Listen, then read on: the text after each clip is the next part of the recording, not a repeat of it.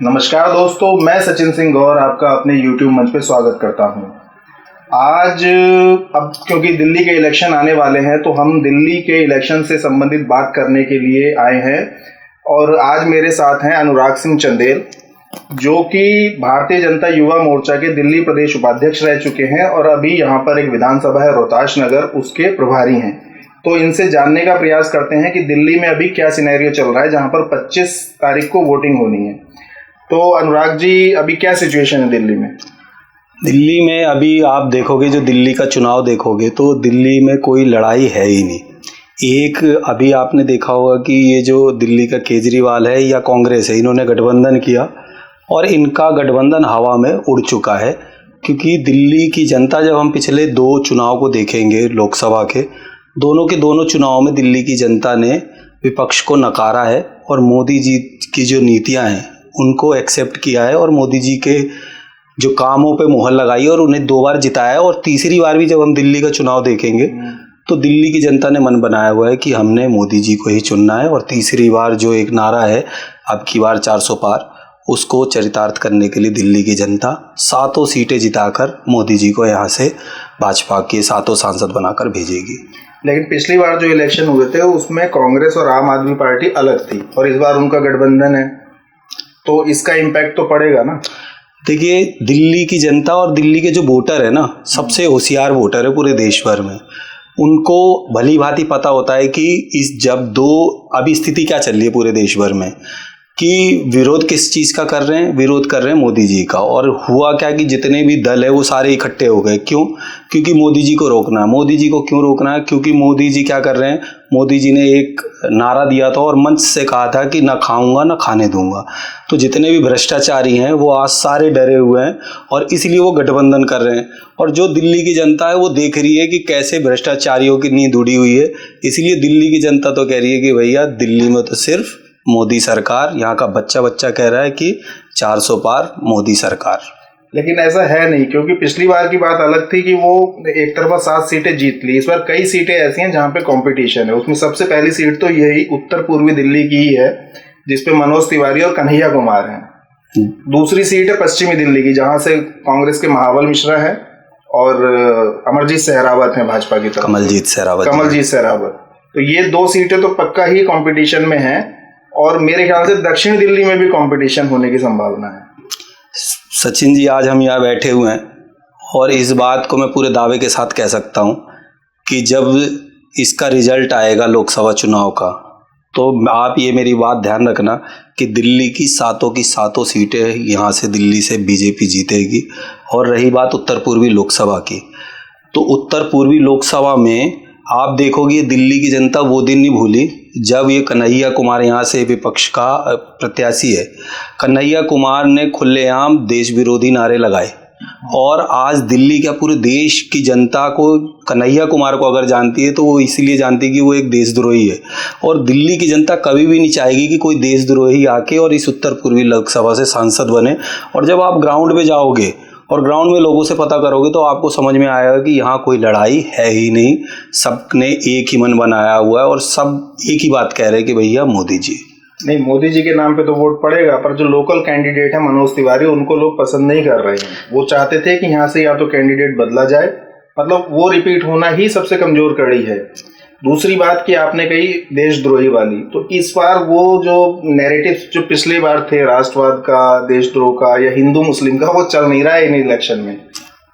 जो अभी 2-3 चरण हुए उसमें तो बिल्कुल नहीं चला ये कुछ भी।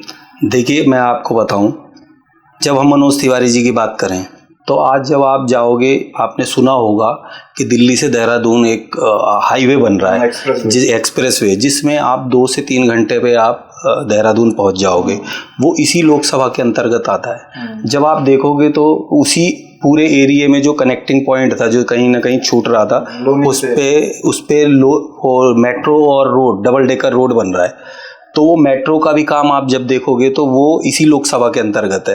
तो मनोज तिवारी जी ने भी इतने सारे, चाहे केंद्रीय विद्यालय का काम हो, चाहे वो पार्कों में उसका ब्यूटिफिकेशन का काम हो, बहुत सारे ऐसे काम हैं जो उन्होंने करवाए हैं। तो उनके कामों से भी यहाँ की जनता खुश भी है।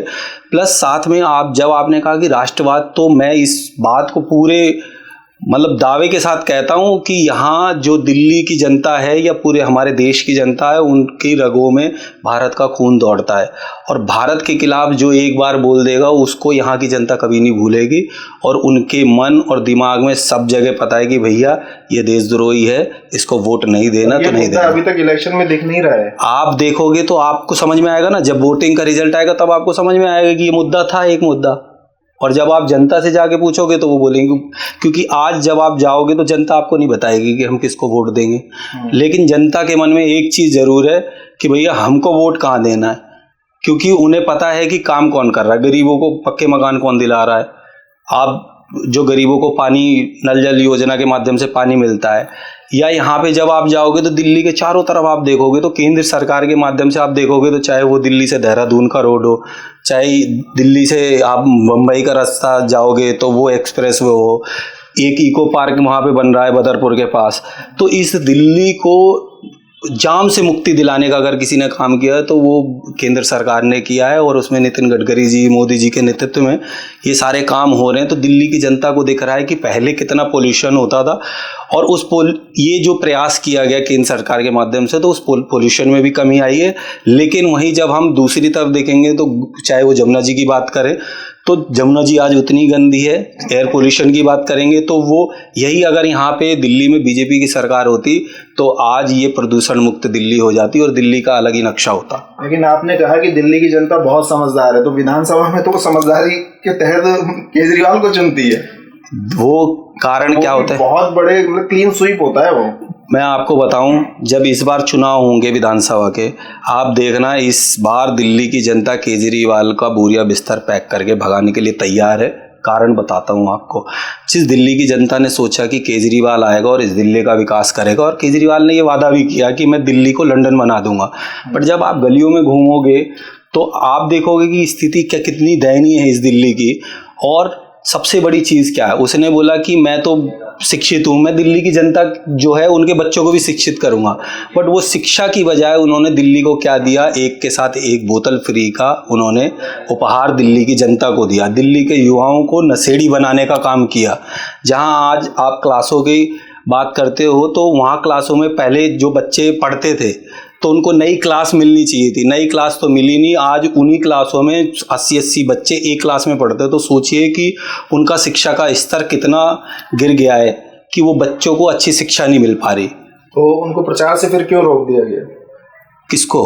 केजरीवाल को। केजरीवाल को वो तो खुद गए कोर्ट में कि भाई मुझे चुनाव तक आप मोहलत दो, वो शायद मिल भी जाएगी ना, और उनकी उस पर सुनवाई। कानून अपना काम कर रहा है, लेकिन वो खुद गए हैं और कोर्ट ने भी, हाई कोर्ट ने भी माना है कि जो सबूत ईडी ने दिखाए हैं इनको तो बहुत पहले ही जेल में डाल देना चाहिए था। और वो तो अलग मुद्दा है, हम उस पर बात नहीं करेंगे, उसमें बहुत सारी और भी चीजें हैं। ये जो पश्चिम दिल्ली की सीट है उस पर आप क्या कहोगे? आपको लगता है वो सीट जीत पाएगी बीजेपी? जी हाँ, पश्चिम दिल्ली हम जीत जाएंगे सीट, क्योंकि वहाँ सबसे बड़ा जो रीज़न है वो ये है कि वहाँ के जो प्रत्याशी है कमलजीत सहरावत जी महापौर भी रही हैं और उनकी एक बहुत अच्छी छवि है।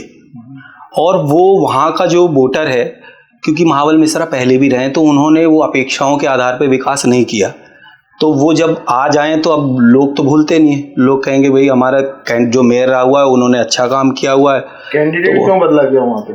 कैंडिडेट ये पार्टी की अपनी योजना होती है और पार्टी जिसकी टिकट काटती है उसको पार्टी के और अलग कामों में लगाती है, तो वो पार्टी की योजना, पार्टी अपने हिसाब से वो काम करती है।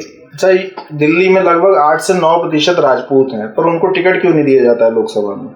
विधानसभा में भी नहीं दिया जाता है। विधानसभा में भी है, मैं तो करावल नगर विधानसभा से ही आता हूँ, तो हमारे यहाँ जो विधायक है वो मोहन सिंह बिष्ट जी हैं। हाँ, बस एक। और जब आप निगम के चुनाव में, उत्तराखंड के कोटे से हैं वो, जब आप नहीं, उससे पहले करण सिंह तंवर भी रहे, तो ठाकुरों को मिलती है टिकट, ऐसा नहीं कि नहीं मिलती। और मैं आपको बताऊं, जब पिछला निगम चुनाव आप देखोगे तो उसमें भी कम से कम 20 से 25 ठाकुरों को निगम में टिकट भारतीय जनता पार्टी ने दिया है, तो राजपूतों को भी उतना स्थान मिलता है। लोकसभा में क्यों नहीं देते? मतलब 8%, मतलब एक सीट तो बनती ही है कम से कम। बहुत जगह की परिस्थिति ऐसी होती हैं और सिचुएशन अलग होती है, क्योंकि और भी बहुत सारी जातियाँ हैं। जब आप देखोगे दिल्ली में तो सब, और एक नारा आप देखना, जब ओवरऑल आप पूरी लोकसभा की सीटों का आकलन करोगे तो आपको दिखेगा कि जो मोदी जी ने एक नारा दिया, सबका साथ सबका विकास, तो उस नारे को पूर्ण करते हुए आप देख लोगे कि वो नारा पूर्ण हो रहा है, क्योंकि वो सब जातियों को बराबर हिस्सेदारी, जिसकी जितनी हिस्सेदारी चाहिए उतनी मिलती है और सबको ही मौका मिलता है अपने क्षेत्र से नेतृत्व करने का। तो राजपूत समाज में नाराजगी क्यों है आजकल? देखो जी, राजपूत समाज के बारे में आपको मैं बताना चाहता हूँ। राजपूत, रज माने धरती और पूत माने पुत्र, और जो इस धरती के लिए लड़ा, मारा और बलिदान दिया, आप अनेकों ऐसे राजपूत वीर महापुरुष हैं जिन्होंने, चाहे महाराणा प्रताप जी की बात करें, पृथ्वीराज चौहान जी की बात करें, कुंभा की बात करें, व परावल जी की बात करें, ऐसे कितने सारे वीर महापुरुषों ने इस धरती के लिए बलिदान दिया है। वो अपने व्यक्तिगत लाभ के लिए वो नहीं तो अकबर ने तो महाराणा प्रताप जी को कहा था कि तुम ये राजस्थान दे दो, इसके बदले आधा हिंदुस्तान ले लो, पर राणा जी ने संघर्ष को चुना, राणा जी ने घास की रोटी को चुना और अकबर से लड़ाई लड़ी।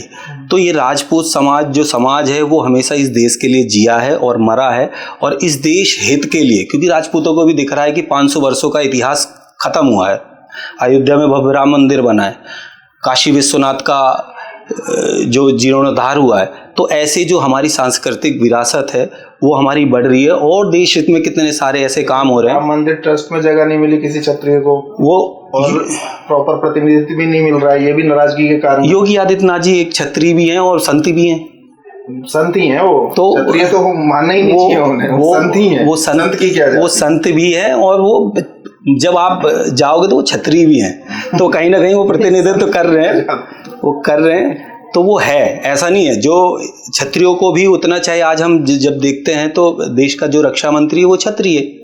नहीं, ऐसे तो सभी जातियों के, पर उनको टिकट वगैरह प्रतिनिधित्व मिल रहा है ना, पर राजपूतों को उतना नहीं मिला है। सब मिल रहा है। अभी आप 2 दिन पहले देखो, बृजभूषण शरण सिंह जी और दिनेश प्रताप सिंह जी, 2 लोगों को अभी मिला। ये 3 दिन पहले सिंह जी वाली सीट तो हारी हुई सीट है, वो अभी हम पहले नहीं कह सकते। शरण सिंह को मिल नहीं था। नहीं, ऐसा नहीं है, काट नहीं पाई। ऐसा नहीं है, काटना नहीं है। पार्टी में एक व्यवस्था है, एक चयन प्रक्रिया होती है, और ऊपर वाले उस हिसाब से काम करते हैं।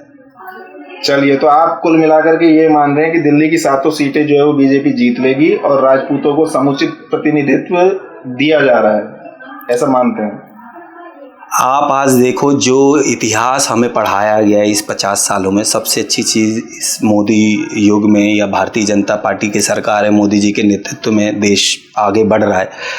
तो जब आप देखोगे, चाहे वो इस विदेश नीति हो, चाहे वो सांस्कृतिक रूप से इस देश को मजबूत करना हो, चाहे आर्थिक रूप से इस देश को मजबूत करना हो, चाहे सुरक्षा के मामले में इस देश को मजबूत करना हो, चाहे शिक्षा के मामले में इस देश को मजबूत करना हो, चाहे वो जो एम्स बने हैं दिल्ली में, पूरे देश भर में, तो हर फील्ड में भारतीय जनता पार्टी ने अभूतपूर्व काम किए हैं, और वो देश की जनता देख रही है।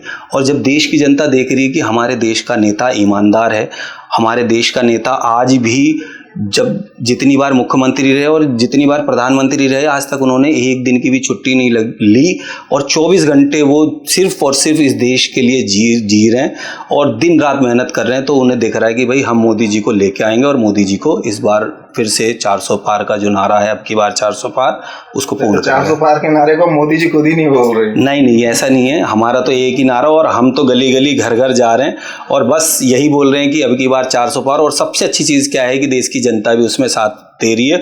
और सबसे अच्छी चीज़ क्या है कि इस बार सिर्फ मोदी जी चुनाव नहीं लड़ रहे, इस बार भारतीय जनता पार्टी का कार्यकर्ता चुनाव नहीं लड़ रहा, इस बार देश की जनता चुनाव लड़ रही है, और हर जनता कह रही है कि हम भी मोदी, मैं भी मोदी, और मोदी जी को जिताएंगे। जी, तो बहुत बहुत धन्यवाद अनुराग जी आपका, आगे भी आपसे बात करेंगे।